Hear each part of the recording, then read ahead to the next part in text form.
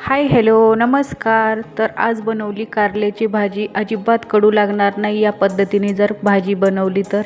इथे मी पाव किलो कारले घेतलेले आहेत, ते कट करून त्यामधल्या बिया काढून घेतलेल्या आहेत. एक लेमन घेतलेला आहे, तो कट करून त्यातलं पाणी टाकून घेतलेला आहे. मीठ हळद टाकून वाफवून घेतलेला आहे. तर इथे आदल्या दिवशीच वाफवून घेतलं. तर इथे धने, जिरा, किसलेलं खोबरं, तीळ आणि पाणी टाकून हे धुवून घेणार आहे, जेणेकरून आपण मिठामध्ये आणि हळदीमध्ये हे वाफवून घेतलं होतं तर खार लागणार नाही म्हणून. तर इथे शेंगदाणे भाजून घेतलेले आहेत.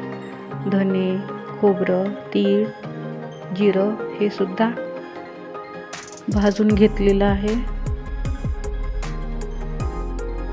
कमी गॅसवर. तर हे मिक्सरमध्ये काढून घेणार आहे. तर त्यामध्ये लसूण, कोथिंबीर मिक्सरमधून वाटण काढून घेतलं.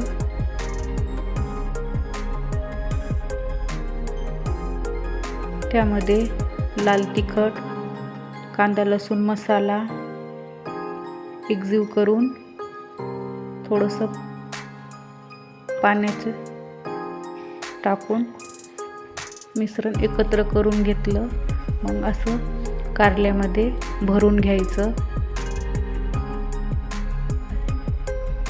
तर हे सर्व भरून झालेलं आहे.